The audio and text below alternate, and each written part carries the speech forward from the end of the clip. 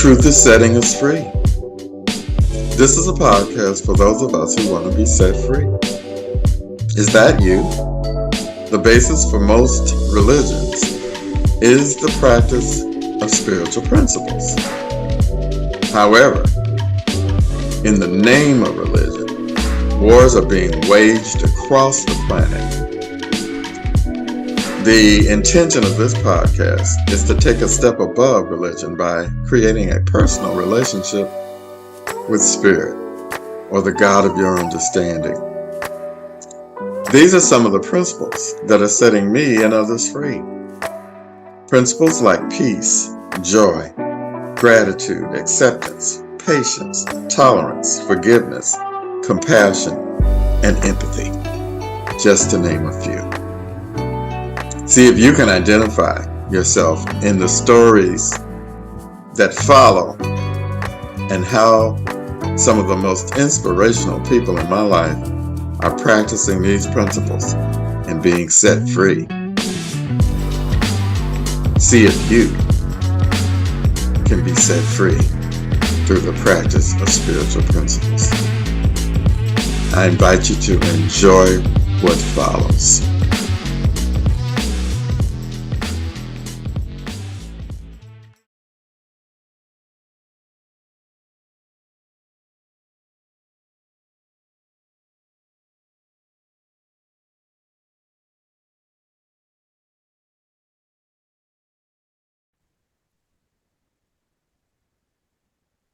So, Mark, Hey, how are you today? I am incredible, enjoying and coming back off a beautiful, enjoyable weekend. So glad to do part two of our conversation around wisdom. Thank you so much for having me. This is part two, and I'm grateful that you could join me for a second half. Why don't you give us again your brief definition of what you believe wisdom is as we move on into deeper questions regarding the nature of wisdom? Yeah, we shared a little bit about this in part one. And, for me, wisdom is really as something as a lifelong journey, and it is on a relative scale we all have a sense of smartness. So to me, yes, it does take knowledge, but it's knowledge of inner wisdom. To me, wisdom is an inner knowing of things greater than we can touch, see, and feel in the physical world. So wisdom is about embracing a higher level of consciousness and being able to reflect on things in a way that is a little deeper than what we can scratch on the surface here on the physical plane. So to me, that's my definition of wisdom. It's a longer one, I guess. I don't have the Webster's dictionary that you have there, but wisdom is just really an inner knowingness of something greater than what we can see, touch, and feel on our plane. And there, we talked a lot about, or men definitely mentioned a number of times about intelligence versus wisdom. And I think that, a wise person certainly is intelligent. However, I don't think that there's a lot of intelligent people that aren't necessarily wise. So book sense only takes us so far, I think, and the rest really falls into what we learn and what we can take on. And I think anytime that we can shift and raise our consciousness to higher levels of vibration, a higher level of thinking, that more wisdom is created in our lives. And when we can operate there, that's a whole different game than just turning on the news and taking the day as it comes at us. Does that work? That works for me. So my next question would be, can wisdom be measured or quantified? Can wisdom be measured or quantified? Mm-hmm. Well, I certainly think in some degree, yes. I don't think necessarily wisdom is a judgmental thing. And when you start to quantify that or label it in any way, all of a sudden you're maybe in a sense judging it.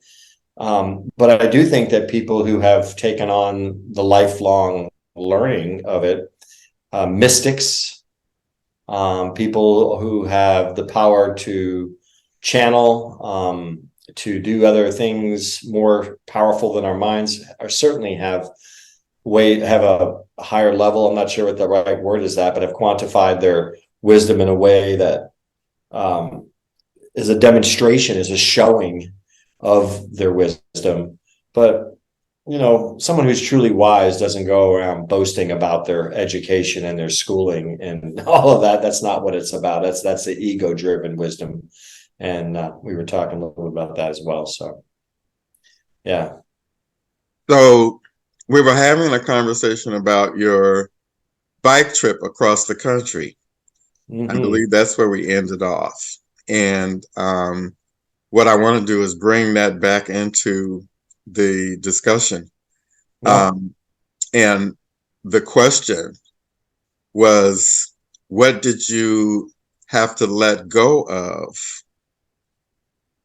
so that you could connect to the expanded wisdom that you got and learned through the process? We did talk about that a little bit. And, I think I certainly had to let go of some fear. Fear around a number of things. Whether I was going to make it, was I physically strong enough? Fear around, did I have all my gear? Do I have the routes? What if I get lost? What if I run out of food? What if I don't have a place to stay? Get rid of these type of fears. And I switched that fear of the unknown to trusting in spirit. So, letting go of the fears that people would throw at me all the time. I had people say, "Hey, are you gonna carry a weapon on that? You're gonna carry a gun so you feel safer?" I'm like, no. What about, don't you worry about your bike being stolen? No, I don't really fear that either. But trusting and knowing is a good thing. What else did I let go? I think I had to let go of definitely a lot of ego, because there were days where it just wasn't going to ride for, I maybe had thought I was going to ride for 80 miles that day, but it turned out it was 45, and I was okay with that. And so that regards of letting go of what I thought needed to happen on any time, and allow everything to just unfold the way it needed to unfold. And when I did that and allowed the universe to work for me, that was a really good thing. So what else? Letting go. I don't know. Do you think of something? I'm trying to think. What would you think? What about those old tapes that run in the background? Did you have anything that tried to derail you, so to speak? Yeah. Well, I know that I've certainly have fought battles of worthiness in my, younger, less mature years. And, worthiness and being capable of doing something is something that, I think many people battle. I know I certainly have. So, yeah, that's one of those things. Am I worth taking the time, taking what took me 80 days to do that and leave my world and my life that I had existing beforehand to go reach out and do something very different? So, yeah, that's a case. There's all kinds of little things you let go of. The old way of, letting go of old habits of, getting up and how we start our days in the morning, because all of our our daily routines, maybe that's a better word, daily routines are kind of scratched, just because you start a whole new routine when you're traveling by bicycle. So everything kind of shifts around a little bit. But so letting go of some of those things, I had to let go of, I'm used to eating really good, healthy foods. And when you're traveling across country, but I was burning a lot too, but I would definitely eat crappy food a lot. So letting go of, I got to have this high nutrition food, and letting go of, all the good things that I enjoy. And I would I would just chow down on sugar half the time. I could do that. I could get away with it. And Mhm. then, but yeah, letting go of what I thought needed to be right and what was the right way. And that was another thing to think of. People say, well, don't you think you need to dip your front tire in the ocean and on the East Coast and the rear tire and the opposite coast? And I'm like, there's no right or wrong way to ride your bike across country. And I think that was something really big is, I initially thought I was going to ride my bike with, and was going to be supported by somebody else. I was going to have somebody drive along and SAG vehicle and take care of business, but that didn't happen. So, I had to let go of what was and, what things were and say, hey, I'm just going to make this happen as it went. And looked at all of that. So I don't know. What was the exact question again? Well, it sounds like you let go of a lot of expectations, the things Yes. that you may have expected to happen and other people may have expected to happen, set that aside and allowed spirit to show up on a daily basis and just move through the presence. That's what I'm hearing. It sounds Yes. like you got really centered on the moment, and that eliminated probably a lot of those old tapes that may have been running in the background. The thing that I'm curious about now is what made you make the decision to do this in the first place? How did that come about? Great question. Well, I've always wanted to do this since I was in probably high school. I had thought about, how cool that would be to ride across country. And I've met people throughout the decades, years that have done it here and there and was very impressed by it. So I've always had it as something I wanted to do. However, it's one of those things to want. And it's like, oh, someday I'll do that. And, I never found someday in the calendar for some reason. So, I finally just made the decision to do it. And the biggest decision was, I had the opportunity to get closer to my dad. My dad lives on the East Coast here in Virginia, and his wife, my stepmom of 35 years, passed away a couple of years ago. And it gave me the opportunity to come out and spend some time with my dad in a way that I hadn't really in decades, and got to know him a little better. And then we were talking about, how we were going to move forward in our lives. And then I had mentioned I really wanted to do some big things, and I wanted to spend some more time with my dad and get to know him. I also have a severely disabled brother. So when those opportunities all came together, and I mentioned to my dad, I'd love to really ride my bike across country. Would you support me to do that? And he said, yes. And like I said, I thought he was going to drive along in a vehicle, but that ended up changing and he didn't do that. And I ended up saying, well, then I'm going to do this thing solo, self-contained. And I'm like, whoa, not really knowing what I was getting myself into. And I made that decision then, is like, let's do this thing. And fortunately, it's not something you can just pick up and do in the spur of the moment, at least not easily. It does require quite a bit of planning, and it also takes a little bit of exercise, and strength training and preparing to put that kind of miles and that kind of endurance in a daily life. So, I had to prepare. And so for many years, well, it's probably been 7 or 8 years of really just getting back in shape and getting my health back, because I had let it go in my 40s. And so in my 50s, I started really getting my health back, and exercising more, doing strength training, cycling a lot more. And it turned out I had been biking for I biked one year. I biked almost just under like 275, 280 days in 1 year. And I'm like, wow, I did out of 100 days, I did like 90 plus in 100, 90 out of 100 days I'd bike.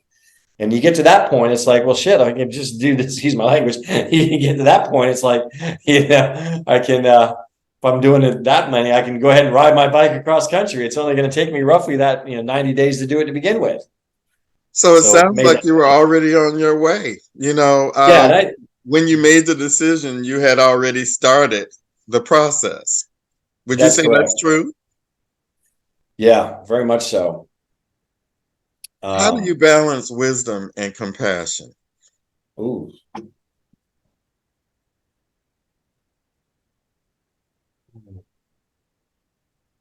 Well, compassion is really for me about really feeling the suffering, or if that's a rough word, but feeling the pain or feeling what's going on, not only in myself as first compassion, but compassion with other people, is to really be able to, in many ways, stick yourself in their situation and feel what's going on with somebody else as a way of showing compassion and empathy, similar words. And wisdom, I think, only way that plays a part with that is just to know that, it's taken and will continue to take, I continue to do this and will always do it, but is to continue to grow and learn. The more that I learn and grow internally, the more I practice self-love and caring for myself. I do feel I'm gaining wisdom in all of that. I'm getting wiser by it all. So, and so the two play as wisdom and compassion really play hand in hand, is that I can become more compassionate, not only for myself and for other people, when I take that time to do the inner work, and to expand my wisdom and to continue that to grow. Because like I said, I'll always be growing. Yes, I've taken a leap and have taken now over almost 25 years of studying and learning these principles. And yes, do I feel wiser today than I did 25 years ago? Yes, no question. However, do I have I feel like I still know about this much. I mean, the size of my fingernail and the space of the universe is about what I think I know. And I find joy in that. I think that's a natural curiosity, and living in that place of awe around so many things, and just taking things on really helps balance wisdom and compassion in a very good way. Not that the two are necessarily hand in hand and have to be in the same thing, but I think it's easier and more, I think one can be more compassionate the wiser, the more time that they take studying and learning about what that really means. I agree, because the wiser I become, the more adept I am at applying compassion to situations and circumstances and relationships. I can look at it from a place of, do I say it this way or do I say it that way? Mm-hmm. Am I actually being empathetic as well as compassionate when I am speaking to a person who is going through certain kinds of experiences that may be very disruptive, in their own lives? And am I wise enough to say, this is my experience, and you may add or take away from what I am describing as my experience and add your own wisdom. I'm allowing people to be open to new possibilities, even beyond what I may have experienced. That's how I see wisdom and compassion working together as well. Mm-hmm. And, the way that I communicate changes, I believe, as a result of wisdom being applied, Mm-hmm. And the way you listen. Yes. That's a big thing. I learned a way to listen and so forth, and learn how to listen more from a more loving space. And that takes practice. It takes time. It takes, being aware of that. And that's the wisdom in itself right there. That's a heart-to-heart connection, isn't it? Sure is. And I don't think that that's necessarily, there are some people I have met, and certainly that have a very easily touch they easily can go to their heart space. But I think our society does not embrace that anywhere near as much as, what's playing on the TV and, living in our physical worlds as we do. And there's so much opportunity. There's so much room for that expansion to grow all of our wisdom and to grow in compassion and growing in caring, growing in so many ways.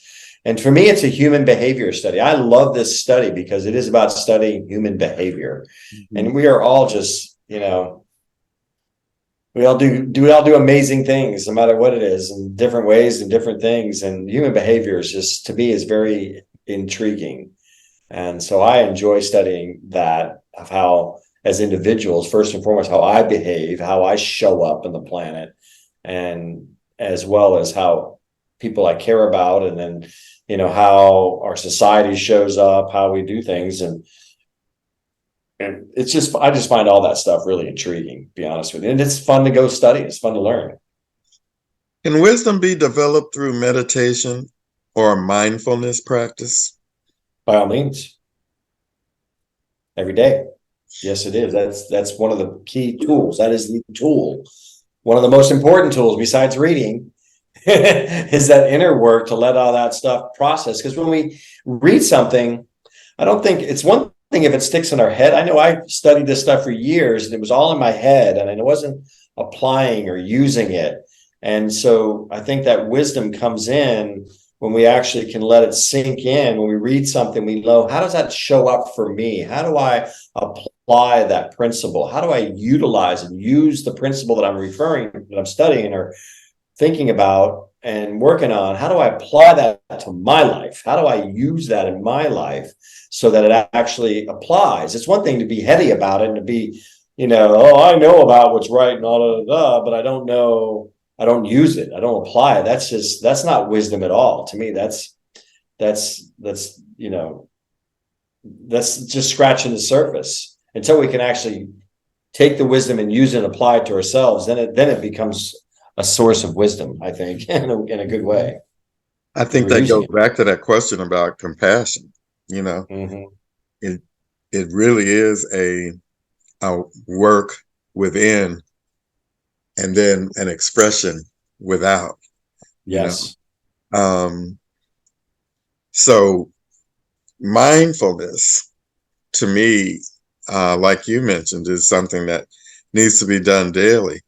And it's as simple as just setting a time aside, and reflecting on where you are, what you're feeling, what's coming up for the day, and what do you want to accomplish in this particular day. Getting in contact with a higher power and asking that power, what would you have me do today?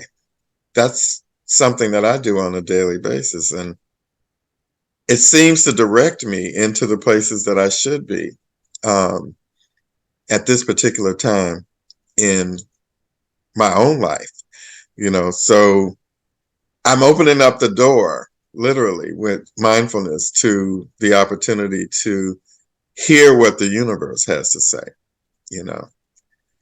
How does one determine what is morally right or wrong in relations to wisdom?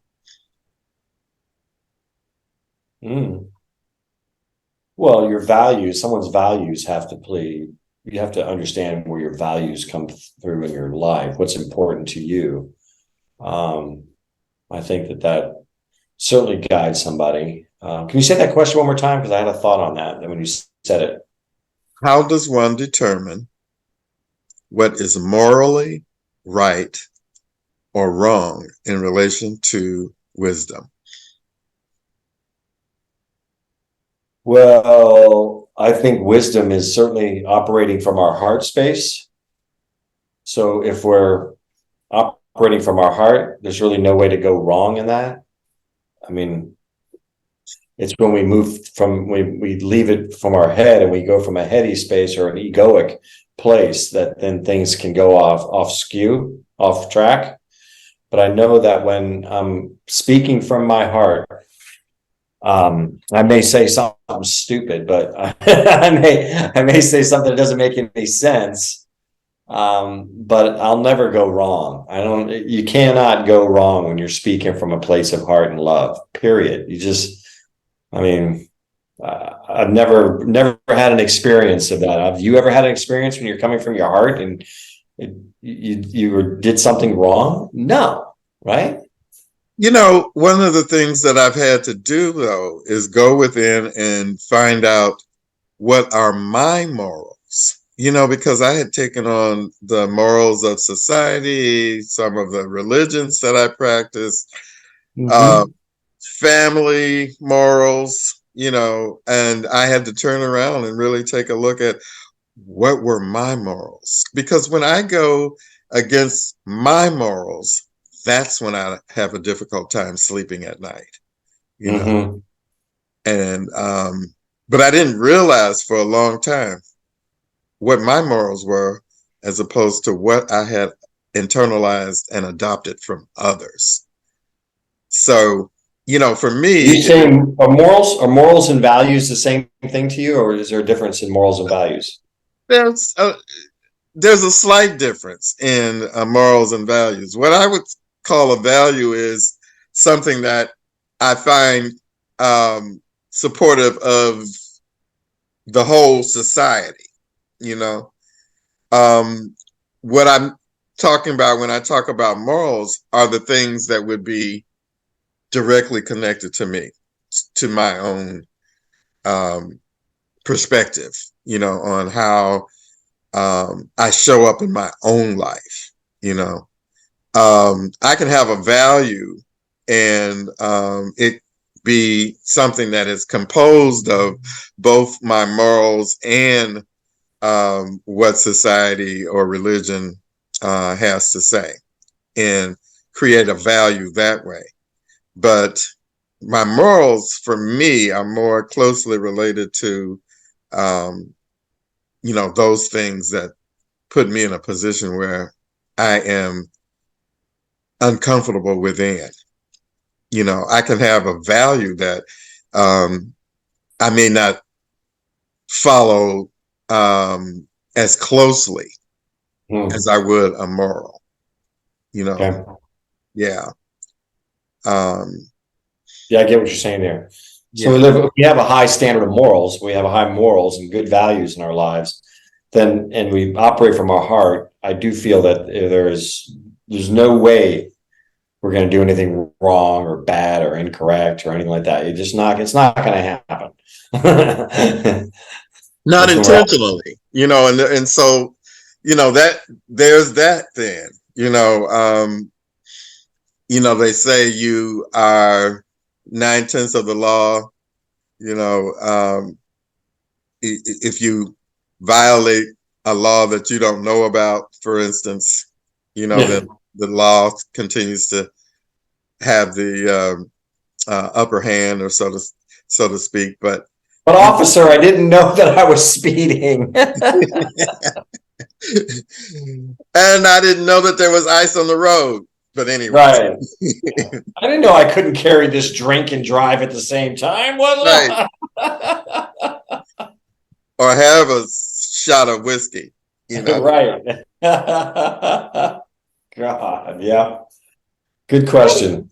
How does wisdom relate to courage? I've heard you talk a lot about courage, actually, as through your experience writing and in other places. How does wisdom relate to that courage? Well, I think that's how we face fears.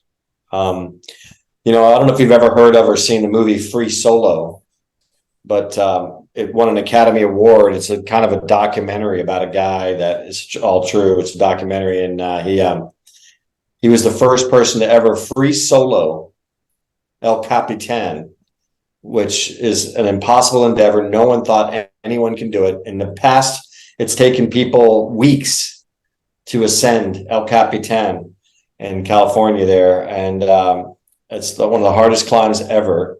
And this guy did it in 4 hours and something with no ropes, no nothing. And he I've heard him after this movie and other things talk about fear and how we overcome fear.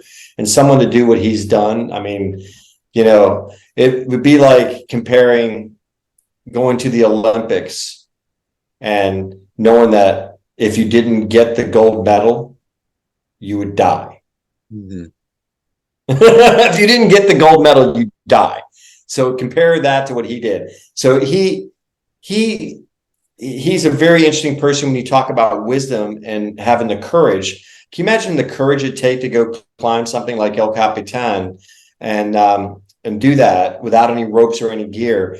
And afterwards, I heard him in an interview talking about fear.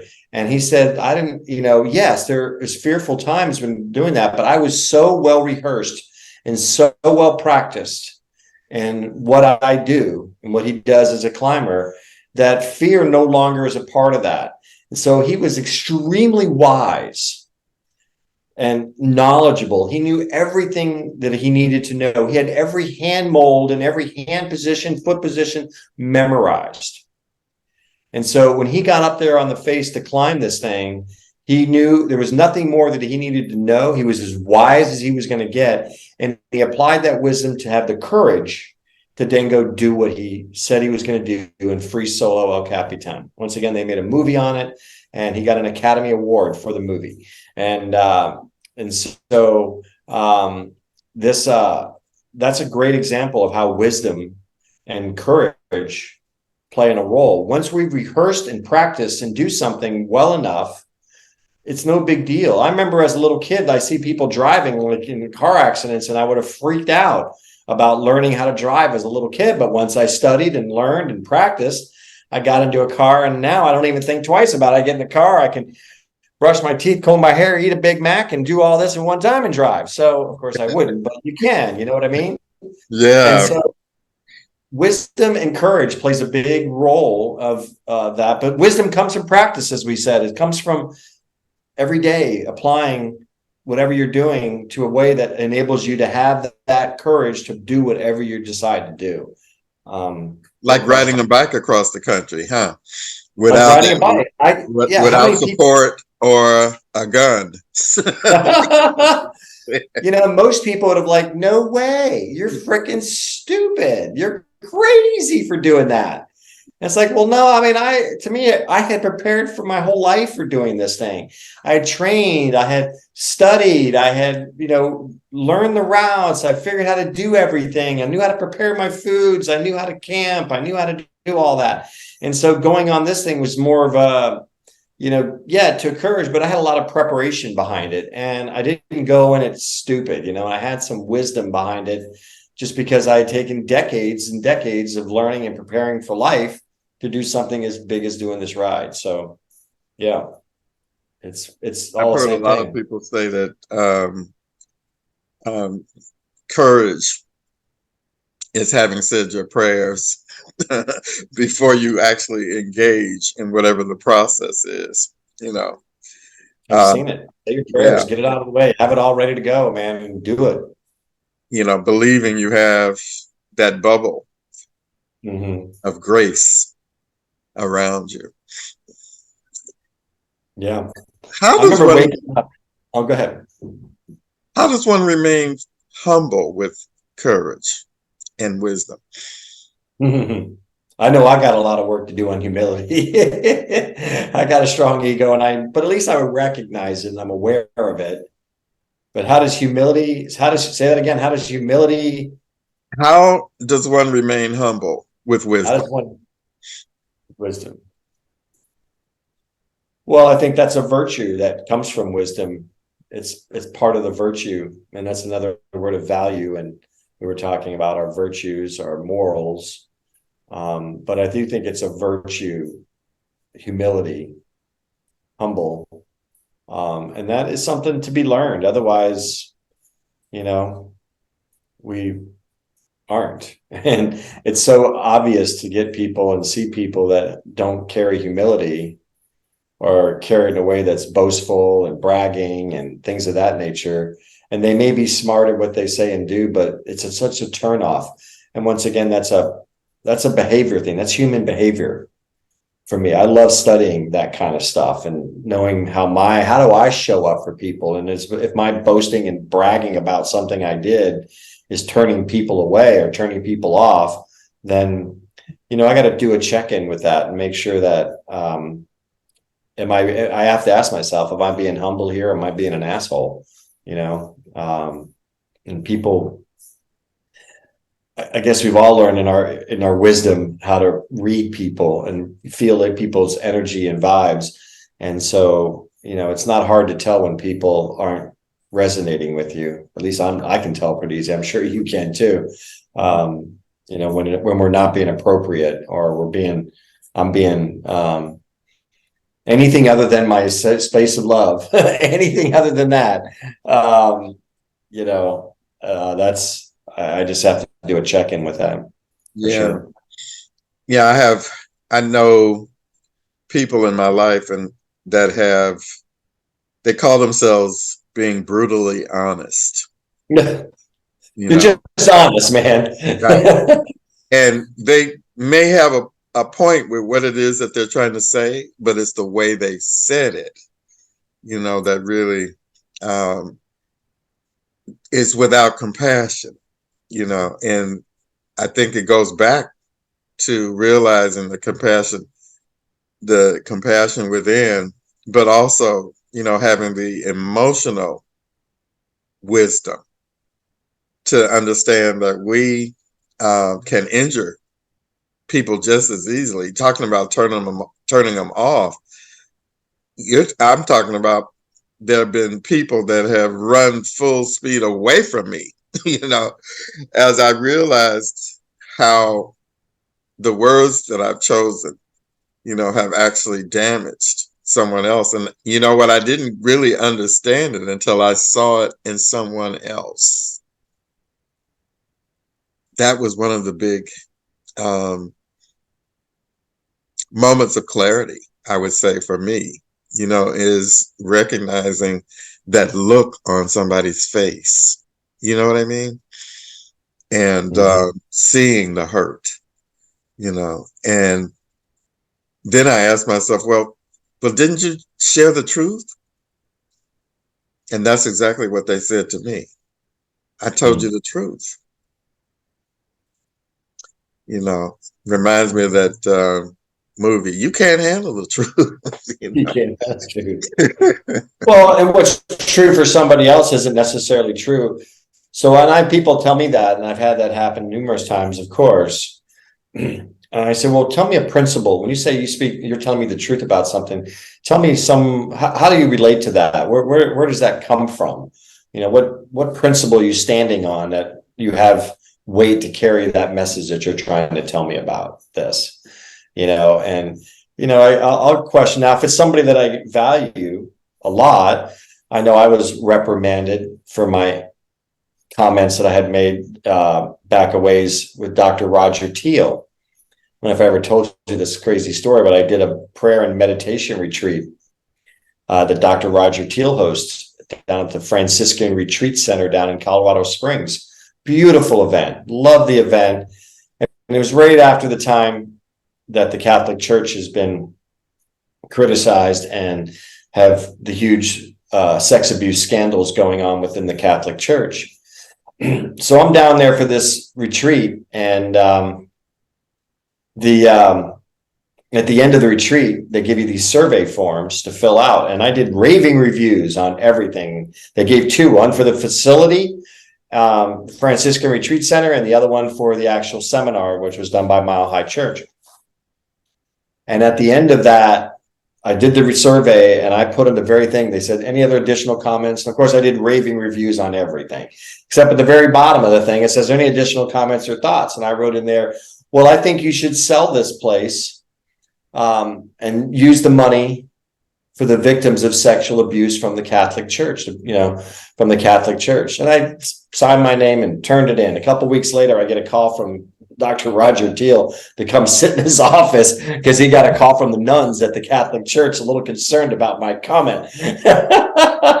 And so, I valued very much sitting down with Dr. Roger Teal and being counseled on that. And I didn't feel it was egoic or anything. And yet I got a lot to learn. I learned a lot from that experience, even though maybe what I said was accurate. It was not in my place to say it. But the point to all that is that, I value people's opinions that I trust. Someone like a Dr. Roger Teal, who I look at as a mystic and a hero. And if he's going to come to me and tell me something about my behavior, I'm going to take that pretty seriously versus somebody, that I just met off the street somewhere and starting to criticize me or judge me in some way. That's a little different. And I'll be able to evaluate that on a case by case basis and what I say and do and how that's going to be criticized in any way if it's going to be. So I don't know if I got off on a tangent on that, but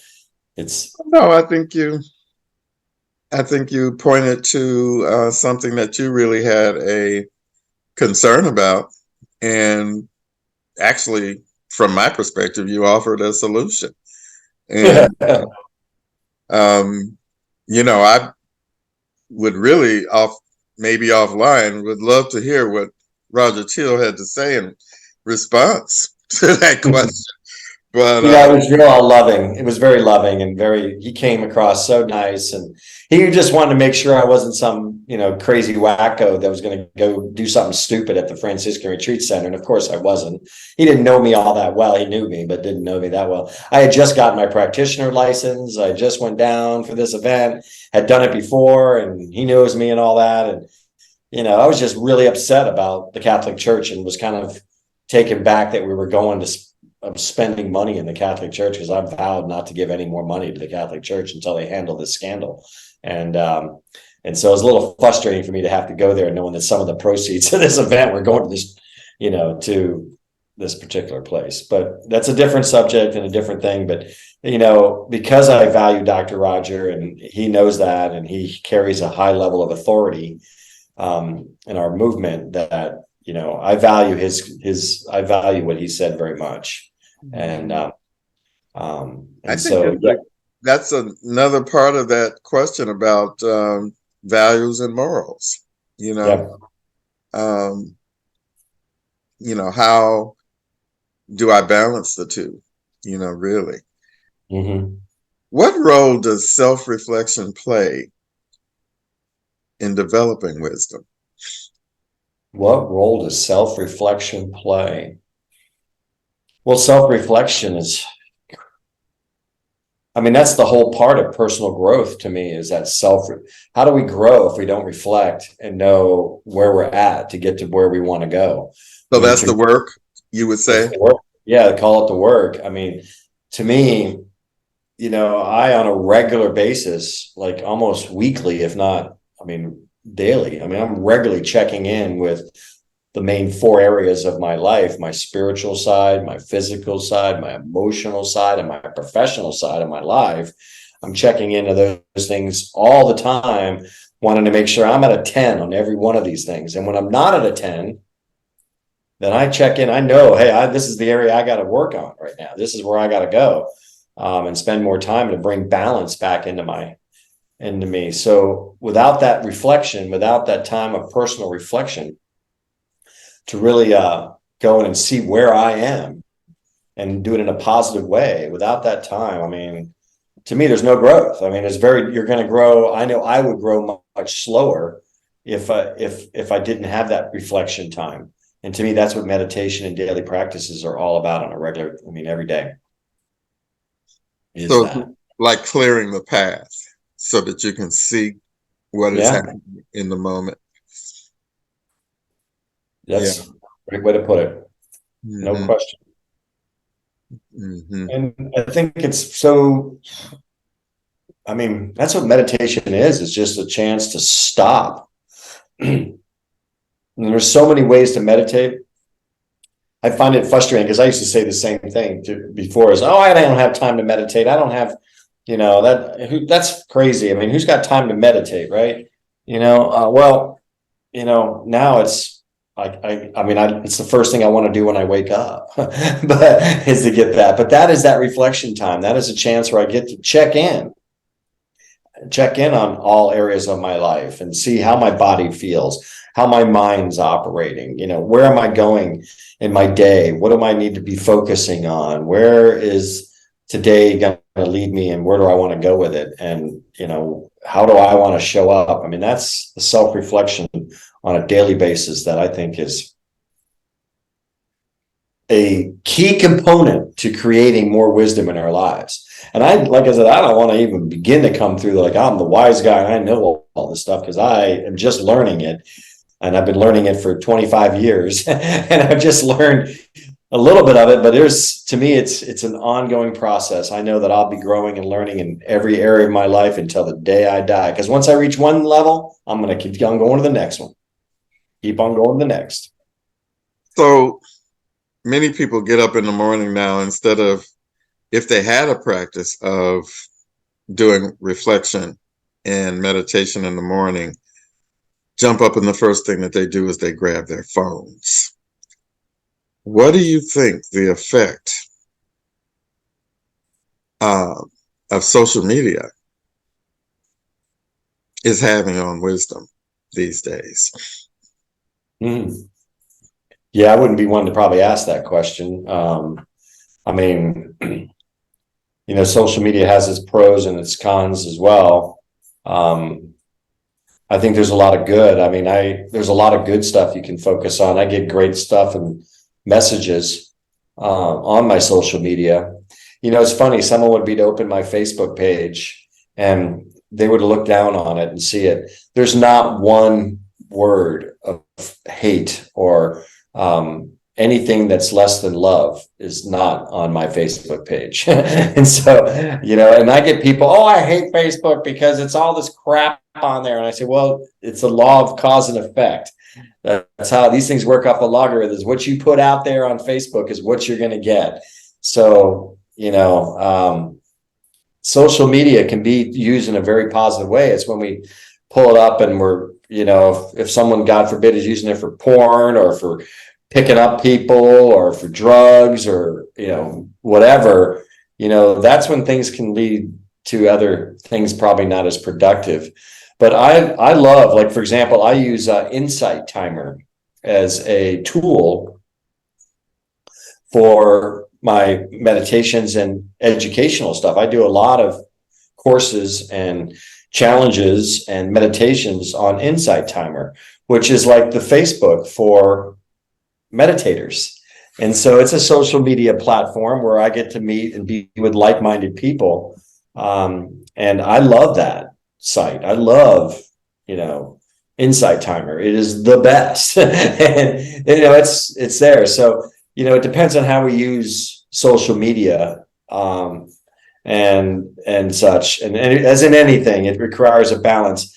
I'm just as guilty as the next person. I'm the first person who picks up my phone first thing in the morning, but I'm going right to Insight Timer. I'm going right to the things that inspire me and using it for that weapon, not for a weapon of harm or not good. So, Mark, I think that is such valuable information. That is something that many people don't even consider. If you're already caught up on, what do they call it, clickbait or something similar to that, that social media that draws you into all of these negative ways to think about yourself and focus on the ego and the likes and the consumerism. And that's part of the reason why I'm doing this. I want to make sure that there's alternative. And I just wrote down Insight Timer to go take a look at when I get off of this call, and I'm suggesting that other people do that as well, because if we can find those places on social media that actually build us and support our recovery and support our healing and health and well-being, those are the places that many people don't know about. I'm a person who focuses on the places that can be of support, the meditation places, the places that I can find wisdom on how to live life, the ministries that I follow, the gurus that I follow, I'm looking for more and more of those, and Most all of those people have presence on social media. And that's the point, you know, instead of, okay, if I'm going to pick up my phone in the morning, what am I going to? What is actually going to be the most or the dominant message that is being sent to me because I am in search of? You know what I mean? So I agree. I think that is such a wonderful insight. Well, I think it's, people are more prone to addictions today than ever before in our history. And so, it's very easy to get addicted to certain aspects of social media. And so it's just being mindful of that. And I try to then, balance my time. If I'm going to spend, a half hour on Instagram, then I want to have at least double that time, if not more, on something that is inspiring me and lifting me up. Or if I'm on Instagram, then I'm looking for the things that are really, there's some great inspirational videos on there. There's some great stuff. And I spend my time looking for those. And I, quickly scan by the stuff that I aren't going to be interested in, all the ads and crazy stuff that come up on that. But I love opening my Facebook page because I only have, all my friends are there, people that I love and care about, and I see what they're doing and vice versa. And I don't get political stuff. I don't get crazy religious stuff. I get cool things on my Facebook page, and I don't complain about it. So anyways. The one of the things that I'm recognizing is that the way social media works, if you're not being mindful, is to make a decision for you to move you into a space where it can take more and more and more of your time and attention. Mm-hmm. And so mindfulness now becomes one of the greatest tools that we can use to stay focused. We live in a world of mass distraction, and it's distracting us away from the things that are actually what are our best and highest good. Mm-hmm. It's moving most of us into these polarized positions where we're forced to choose one side or another. It is a form of divide and conquer. And all of these labels that we have these days is just another way of creating division. And so mindfulness, prayer and meditation, clearing our thoughts, setting aside time so that we can connect with nature. You know what I mean? Connect with music and art. Those are. Go ahead. I was just saying, you're so right on that. It's so much nicer. I find when I'm bored and I'm hanging around and not taking on my life like I'd like to do it, is when I do fall into those places where I'm looking at more news, I'm watching more stupid TV. I want to be entertained rather than entertaining myself. I think the need for people to be entertained today is so heightened. We always, each time, that's how adrenaline works. When we get that, adrenaline fix, no matter what it is, and entertainment is a great example of adrenaline. We see some show we love, we all get into it. We want more of that. And then the bar gets raised for the amount. I mean, look at the way action movies are today. They're so ridiculous on how the artificial intelligence, and from start to finish, they're just totally stimulating your brain. And that's not how it used to be. We used to be able to turn on a great show and it would be a few minutes of the car scenes, the car chases. Now it's half the show or half the movie. It's just, and it seems like, the entertainment level for people has gotten so high. They have such high expectations and need to be they need that fix, that fix of adrenaline from whatever they're being watching, that they so need to be entertained that way. And I know I can fall into that when I get bored, but when I'm taking on my life and planning big events and doing great fun things, and being creative with what I want to do with my time and not worrying about being entertained,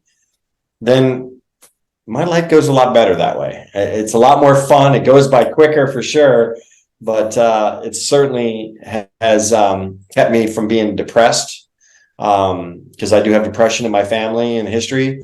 But I mean, if I'm just sitting around for a week, I know when I was sick, man, I was sitting around for a week. Oh my God. It's like, get me out of here. I couldn't stand it. I mean, it was kind of nice for a first day or two. I was like, oh, I just get to sit around and do nothing and watch TV. That got old real quick for me, but for other people, they like it, and I don't. How important is it to be wise in the choices that we make around entertainment and creativity, the balance between the two? How do you make wise decisions? How have you been able to keep yourself not only entertained and using your own creativity, opposed to all of the entertainment that we may be pulled into, the things that we call entertainment? Mm-hmm. Well, what you might think is entertaining, I might think is not, or something different. So that's a personal thing. But as an outdoor enthusiast, I find it's entertaining for me to watch. I love the channel Outside channel, because it only shows, people doing adventuresome type things. I love those kind of shows. I also like cooking shows. I also like travel shows. I love documentaries. I can choose to be entertained that way and still learn. So I like learning type things. And do I like a slapstick comedy once in a while? Yeah, of course I do. We got to have those times where we can just kind of let go. But in general, when I'm turning on the TV or trying to do stuff, I'm not looking for crap to watch. I'm trying to find something that has some value to me that I enjoy, particularly anything that connects me with nature, and has some benefit of something I can learn from it. I love it. And, I find it difficult because I love politics. I've always have, but it's gotten so divisive and so horrible lately that it kind of takes the fun out of it anymore. And so, I'm really stepping back. Of course, I'll always vote, but I'm stepping back on rhetoric. I don't ever talk crap anymore about that stuff. And, I just, do my thing and vote the way I believe I should. But, I don't know how I got on politics, but it's a form of entertainment, I guess, is what that is. And, Yeah.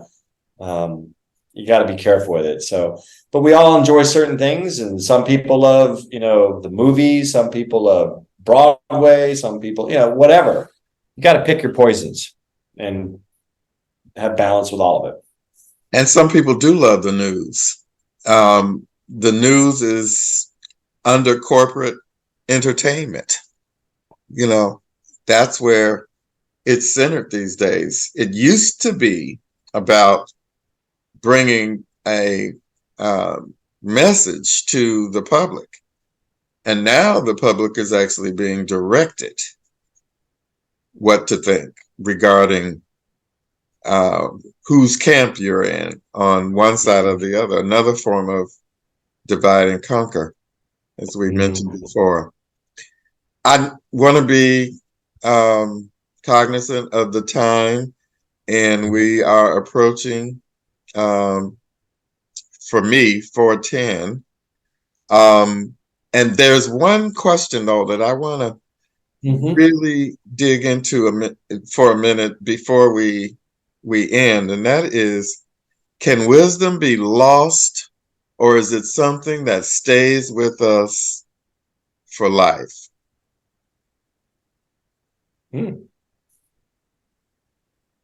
Well, like in anything, there's the principle that if you don't use it, you lose it.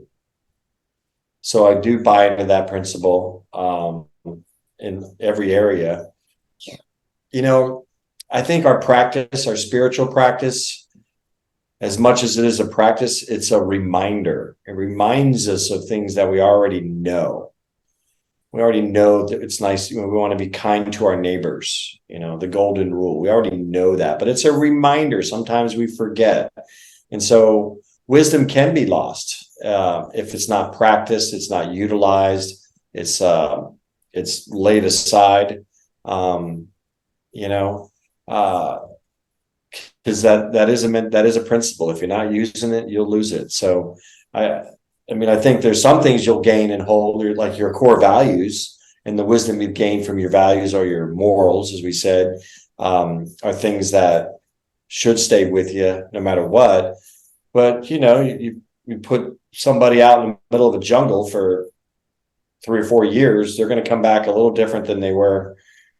They weren't. I love the movie with Tom Hanks in there, Castaway.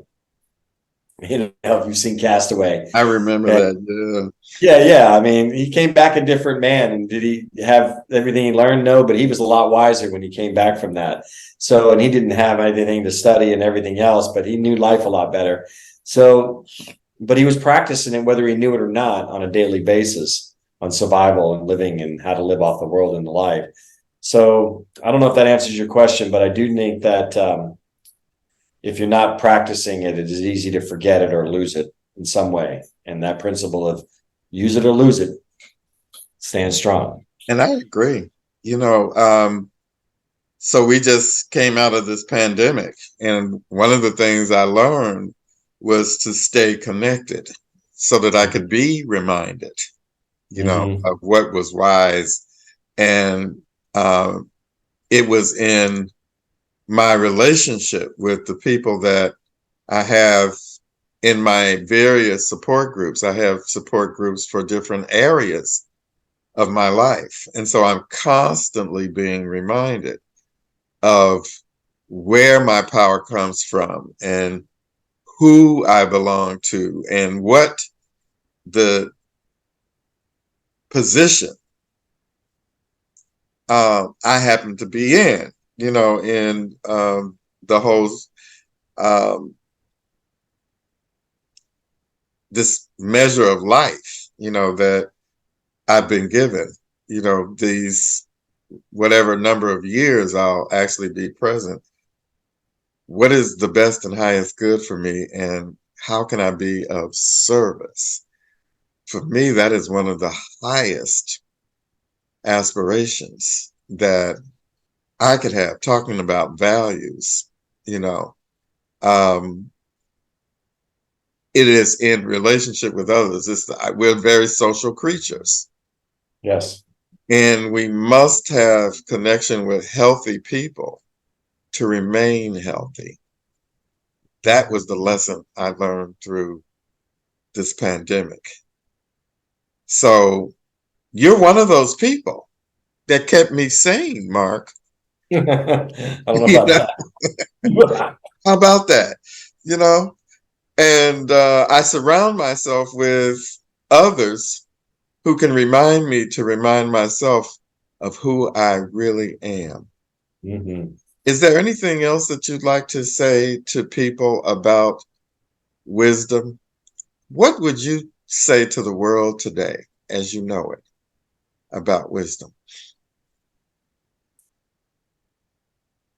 Well, that's a great point, and a great question, a great thought, because we all want to change the world and offer and leave it in a better place than we are. So, to me, if I could I believe in world peace, but I believe it's done one mind at a time. World peace, one mind at a time. Each person has to take that inner peace within before we're going to see world peace around us. So wisdom's going to come from that understanding and practice, and always reaching out and telling people and let them know that they are love. That's who they are. They are nothing but an expression of love. And so it's an invitation for me, and I send that to everybody, and I committed to this, and I just believe that as long as we're growing and learning in our lives in a tangible way every day, and really taking it on more than just saying, oh, I turned on the news and I saw this today, I learned that. Well, no, learning something a little more deeper, but taking the time to actually go within on a regular basis. That's what this world needs, man. That's how world peace is going to happen. And because if I know that if everybody meditated, everybody, that we wouldn't have war today. There wouldn't be wars, because people would realize just how wrong it really is. And such, they would know, they would be out of alignment. Like it's one of the questions we talked about earlier. It would be so out of alignment that they wouldn't go there. So that's where I'll leave it with that. Thank you, Mark. I really appreciate your time, your wisdom, the courage that you demonstrated, through the various activities of your life. The intention, that you set not only for yourself, but for the world through your inward, introspective way of dealing with revealing that peace that you are referring to, and how there are ways that we can deal with even social media in positive, healthy ways. I really appreciate all that you've shared. And I know that people will benefit from hearing just how you apply the principle of wisdom to your life and see themselves, in ways that they can inspire courage, faith, creativity, and right decisions, in their own lives. Really, really, really appreciate it. Thank you for your participation in this podcast, and hopefully, in a way that we can provide yet another opportunity for people to use what we have in a more creative and positive, healthy, and creating new lifestyles, because that's what I'm really hearing. This is a way of life. Yep. So thank you. And I will see you soon. Yes. Because we have paths that will cross 45 minutes we got. Very soon. Yes, okay, sir. Brother. Thank you. Thank you. We'll see you shortly. Talk to you soon, Maurice. Thank you for listening. I'm grateful for the opportunity to give you an insight into how we may practice these principles in such a way that freedom comes to each of us. It's a commitment that I hope each of you can make to this practice that I know has set me and others free from the chaos and the confusion. Thanks for listening.